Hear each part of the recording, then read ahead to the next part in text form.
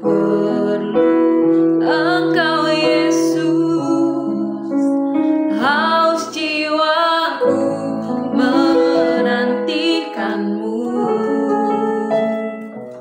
Ku percaya Kau penuh pengharapanku di dalam-Mu. Ku perlu Engkau, ku perlu Engkau Yesus, haus jiwaku menantikan-Mu. Ku percaya Kau penuh pengharapanku di dalam-Mu. Yesus, hanya Kau yang kuandalkan, melebihi siapapun juga. Yesus, hanya Kau yang kupercaya di setiap waktu.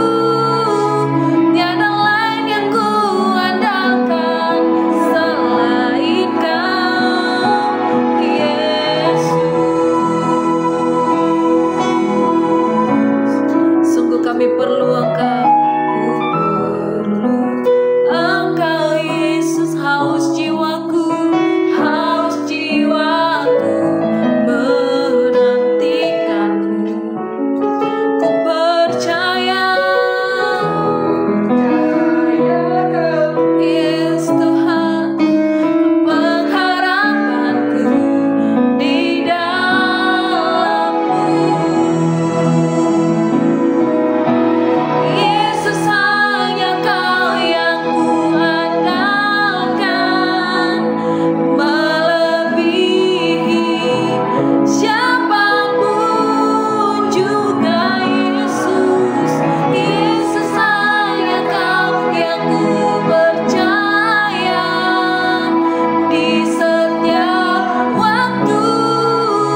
Tiada lain yang kuandalkan selain, tiada lain yang kuandalkan selain, tiada lain yang kuandalkan selain Kau,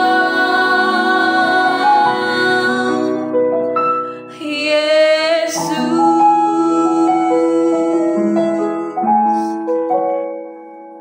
Sungguh hanya Engkau yang kami andalkan ya Tuhan. Hanya Engkau yang kami percaya. Engkaulah juru selamat kami, Engkaulah penolong kami, Engkaulah pengharapan kami, Engkau segalanya bagi kami. Terima kasih Tuhan Yesus. Engkau mengasihi kami dengan kasih yang sempurna. Engkau rela memberikan nyawa-Mu untuk menebus setiap dosa kami. Terima kasih Tuhan Yesus. Terima kasih, kami bersyukur. Saat ini kami mau belajar dari firman-Mu Tuhan. Kami perlu firman Tuhan yang terus meneguhkan kami. Sebab itu bersabdalah di dalam nama Yesus. Haleluya. Amin. Shalom Bapak Ibu Saudara-saudari, kita berjumpa lagi di dalam perenungan intim dengan Allah. Pada hari ini, hari Rabu tanggal 5 Maret 2025, kita akan mendengarkan dan merenungkan sebagian daripada firman Tuhan yang bertemakan pentingnya pengulangan. Pada perenungan hari ini yang berfokus di dalam Mazmur pasal 130. Dan pembacaan Alkitab kita terdapat di dalam Ulangan pasal 11 sampai pasal 13. Saya harap Bapak Ibu Saudara-saudari dapat membacanya terlebih dahulu. Saya akan membacakan dalam Mazmur 130 ayat 6, demikian firman Tuhan. Jiwaku mengharapkan Tuhan lebih daripada pengawal mengharapkan pagi. Lebih daripada pengawal mengharapkan pagi. Pembelajaran hari ini berangkat dari Mazmur 130 ayat 1 sampai 8. Sebelum merenungkannya supaya pembacanya terlebih dahulu. Setelah membacanya, kita akan menemukan beberapa hal penting yang ingin disampaikan. Yang pertama, dari jurang yang dalam berseru kepada Tuhan dalam ayat 1. Apa yang dimaksud dengan jurang yang dalam pada perikop ini? Apakah jurang yang dimaksudkan adalah lembah yang dalam dan curam berdindingkan tanah atau bebatuan secara nyata seperti pada umumnya diketahui oleh beberapa orang? Tentu saja bukan. Jurang yang dalam hal ini adalah gambaran seseorang yang sedang berada pada kondisi yang sangat sulit akibat dosa yang diperbuatnya. Perbuatan dosa yang menyebabkan manusia terjerumus pada keadaan yang sangat menyeramkan. Manusia yang telah jatuh ke dalam dosa tidak dapat ditolong siapapun. Di tempat yang gelap, dingin, dan menakutkan, tidak seorang pun yang dapat menolong. Di sana manusia akan mati tanpa pertolongan. Demikianlah Daud menggambarkan kejatuhan manusia ke dalam dosa sebagai jurang maut yang tidak tertolong. Lalu yang kedua, berharap kepada Tuhan untuk mendengar permohonan dalam ayat yang kedua. Dalam jurang yang gelap, dingin, dan menakutkan tersebut, tidak seorang pun yang dapat menolong kecuali Tuhan. Dalam keadaan seperti itulah kita berseru kepada Tuhan. Masih terdapat secercah harapan bagi setiap orang yang mau merencahkan hati, berlutut, dan menyadari untuk berseru kepada Tuhan. Karena hanya Tuhan yang dapat menolong manusia berdosa dari jurang kematian itu.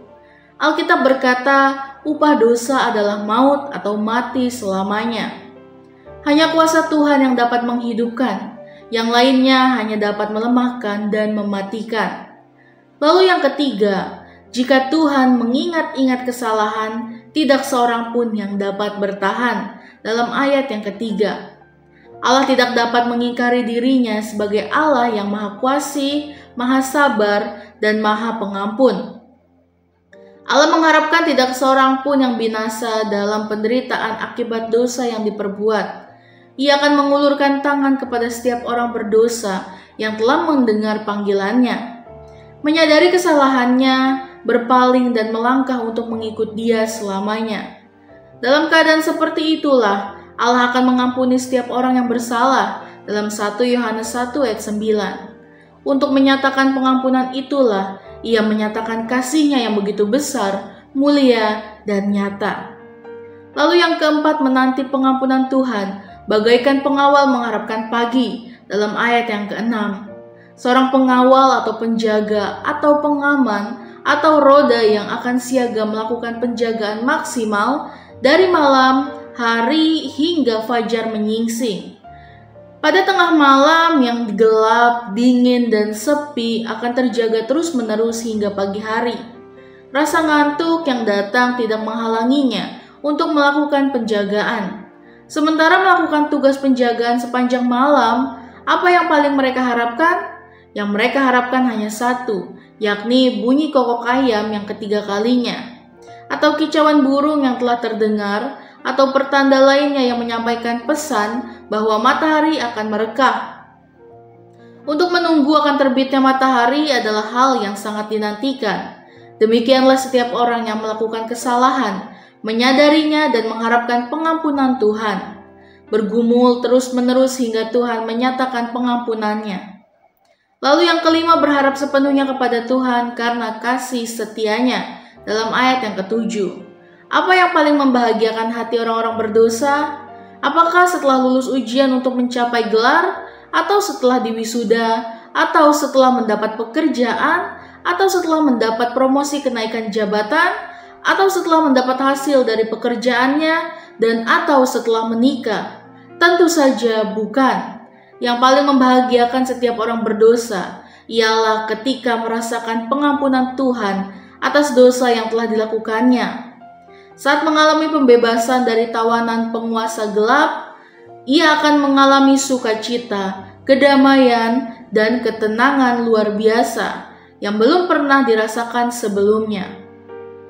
Pengalaman pengampunan Tuhan akan dosa yang dilakukan tidak akan pernah terlupakan di sepanjang kehidupan. Hal itulah yang paling membahagiakan kehidupan saat terlepas dari jerat kuasa kegelapan.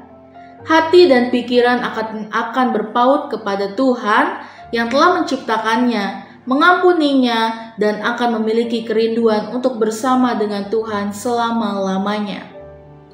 Ia ingin mendekatkan diri terus-menerus dengan Tuhan yang telah menyelamatkan dirinya dari kekuatan yang telah mencengkram kehidupannya selama ini. karena ia telah menyadari sepenuhnya, jikalau bukan Tuhan yang telah menyelamatkan dirinya, ia tidak akan tertolong dari tawanan penguasa kegelapan. Inilah kuasa Tuhan yang menyelamatkan. Lalu yang keenam, Dia akan membebaskan umat dari kesalahan dalam ayat yang ke-8. Penguasa kegelapan akan mendakwa siapapun yang ingin menyelamatkan manusia dari belenggu dosa. Mereka akan mengejek siapapun yang ingin menjadi pahlawan untuk memerdekakan orang-orang berdosa dari hukuman kekal. Pada kenyataannya, siapapun tidak akan dapat melakukannya. Hanya Yesus Kristus yang dapat melakukan tindakan penyelamatan secara ajaib, mulia, dan sempurna. Karena kasih-Nya, Ia berkenan mengampuni setiap orang berdosa setelah menyadarinya. Sebab keadilan-Nya, Ia mengorbankan dirinya untuk mati di kayu salib karena tuntunan dosa, yakni maut yang kekal. Dengan cara demikian itulah Ia membebaskan umat-Nya dari hukuman kekal karena kesalahan yang dilakukan. Hal itulah yang membahagiakan setiap orang yang telah jatuh ke dalam dosa, mendengar panggilan-Nya, menyadari dosanya, percaya kepadanya, dan mengikuti Tuhan selama-lamanya. Refleksi kita pada hari ini, senantiasa mengingat-ingat pertolongan dan kasih setia Tuhan akan mengulangnya setiap waktu adalah sangat baik, sama seperti Daud mengulang bahwa jiwanya mengharapkan Tuhan lebih daripada pengawal mengharapkan pagi dalam ayat yang ke-6. Sebab dengan mengulang membantu kita untuk merenungkan dan bersyukur akan kasih setia Tuhan. Amin. Mari kita sama-sama berdoa. Bapa yang baik, terima kasih untuk perenungan pada hari ini Tuhan. Biarlah kami dapat merema firman ini Tuhan untuk menjadi pedoman bagi setiap kami. Terima kasih Tuhan Yesus, biarlah kami senantiasa mengingat-ingat pertolongan dan kasih setia Tuhan dan mengulangnya setiap waktu. Itu adalah hal yang sangat baik bagi kami Tuhan, dan sangat baik sama seperti Daud mengulang bahwa jiwanya mengharapkan Tuhan lebih dari pengawal mengharapkan pagi. Terima kasih ya Bapa, biarlah firman ini selalu menjadi rema bagi kami. Terima kasih Tuhan Yesus, dalam nama Tuhan Yesus, haleluya, amin. Salam sejahtera bagi kita semua, shalom.